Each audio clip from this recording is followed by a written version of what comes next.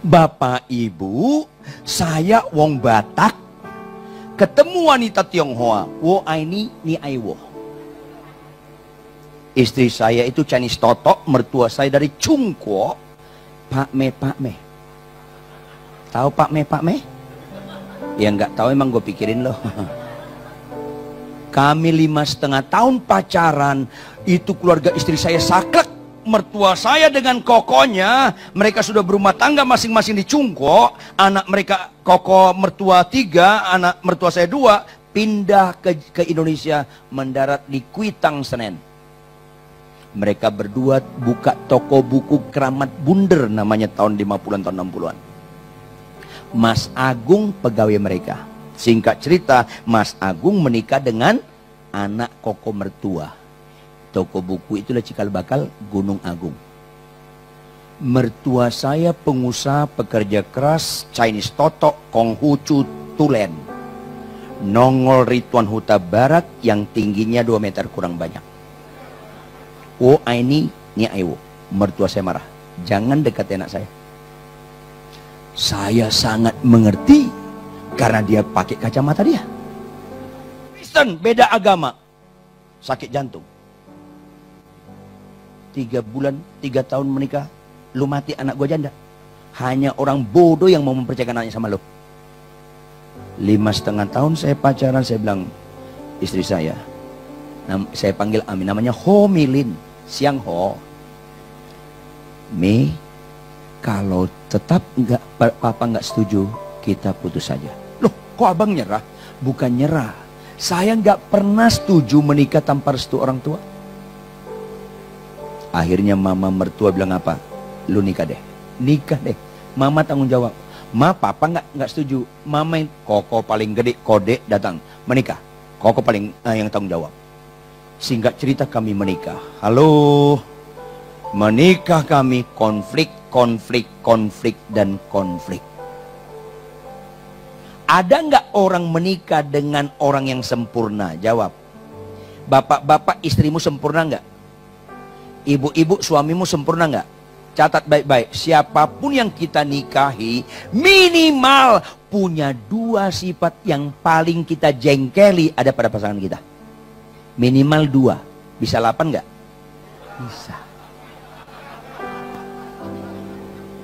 Istri saya latar belakang keluarganya sangat disiplin, sangat bersih sekali. Rumah kami dipel 5 kali 1 hari. Halo Bapak Ibu, kalau Anda kurang kerjaan, datang ke rumah saya, cari lemari manapun geser. Lantai bekas bawah lemari, Anda letakkan tangan Anda gosok. Saya jamin di tangan Anda tidak ada debu. Di rumah kami tidak ada debu. Di atas lemari, di atas AC, di atas jam dinding, gini, nggak ada debu di rumah kami Bapak Ibu. Nggak ada. Di rumah kami 2 yang menderita, saya dan debu.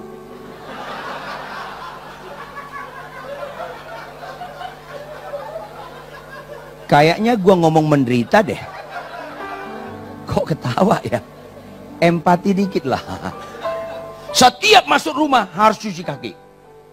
10 kali keluar rumah tetap 10 lagi cuci kaki. Berantem, saya bilang, mama punya peraturan lebih ketat dari hukum Taurat. Tahu nggak lo? Berantem. Saya ajak dia khotbah di BPPT, kantornya Habibie. Begitu masuk, udah mah, saya mau pencet, dia tanya, "Papat!" Kaget saya. Ada strum. Papa jorok. Aduh, kalau dibilang jorok sakit sih. Kenapa sih, mah? Itu kan bekas tangan orang. Aduh. Dia buka tasnya, dia keluarkan tisu, dia bungkus jarinya, dia pencet. Aduh Tuhan. Cocok. Halo. Piring di rumah kami nggak boleh ada yang cuci, nggak boleh siapapun cuci. Piring hanya dia yang boleh cuci. Proses hukum Tauratnya panjang. Piring baru bekas makan, masuk Taurat pertama. Ada kayu yang lembut, bersihkan pakai kayu lembut. Setelah itu pakai tisu lap yang berminyak. Kalau sempat spon, kena piring yang berminyak, langsung dibuang sponnya, nggak boleh. Setelah dibersihkan bilas, baru pakai spons. Bersih sekali baru dibilas. Setelah dibilas, semuanya direndam pakai air panas. Cocok nggak? Cocok sekali. Setelah direndam air panas, dia jepit, dia letakkan ke rak piring tiris. Rak piring kami 2, bukan sok kaya. Itu hukum Taurat. 1,5 jam berikutnya dia pakai sarung tangan. Dia pegang, dia lap satu persatu. Semua piring, sendok, garpu, gelas dia lap. Setelah itu masing-masing dibungkus kayak lemper.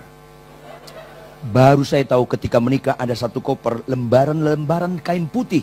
Rupanya untuk bungkus perabot. Begitu makan dikeluarkan, disiram lagi pakai air panas. Saya bilang, mah, kalau begini modelnya, kau dekati gue dengan pencobaan.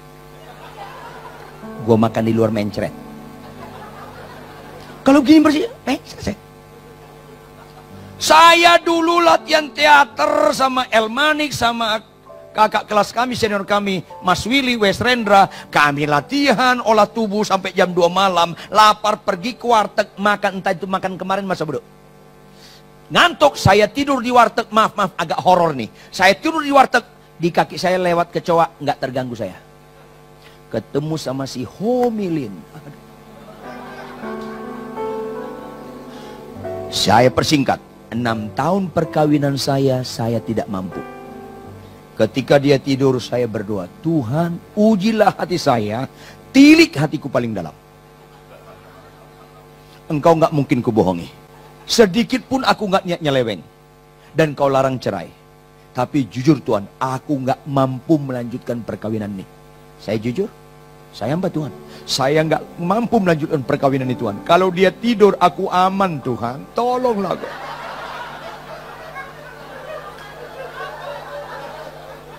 Ku aman kalau Homilin tidur. Ku susah kalau Homilin bangun. Tapi apa kata Tuhan? Segala sesuatu dari, kayak ditampar saya. Maksudmu Tuhan? Segala sesuatu dari saya. Maksudmu Tuhan? Istrimu dari siapa? Dari kau Tuhan. Kayak ditampar saya. Perlu gak aku minta nasihat memilih istri? Nangis saya. Apakah saya salah? Segala sesuatu dari saya? Nangis saya. Nangis saya. Setelah saya lahir baru nangis. Saat itu saya meraung-raung nangis. Kayaknya tanpa sadar saya sedang menyalahkan Tuhan dengan kekecewaan terhadap istri yang punya banyak hukum Tauratnya. Segala sesuatu dari Tuhan Bapak Ibu. Suamimu, istrimu dari Tuhan Bapak Ibu. Andalah yang menolak Tuhan kalau Anda sedang kecewa dengan perkawinanmu. Andalah orang menolak Tuhan yang bodoh melihat mujizat kalau kau niat cerai. Kaulah yang suka melempar kotoran ke salib Kristus kalau kau nyeleweng. Ini lebih hebat daripada kesembuhan. Segala sesuatu dari dia. Istri saya dari Tuhan. Dan itu tidak pernah salah pilih sampai mati. Karena Tuhan tidak pernah salah. Maka Tuhan bilang apa? Kau suami yang bodoh dan hambaku yang bodoh. Kalau kau tuntut istrimu berubah. Karena itu tidak mungkin. Tuntutlah cara sudut pandangmu berubah. Mujizat di atas kesembuhan. Kita melihat pasangan kita sebagaimana Tuhan melihat pasangan kita. Tepuk tangan yang keras.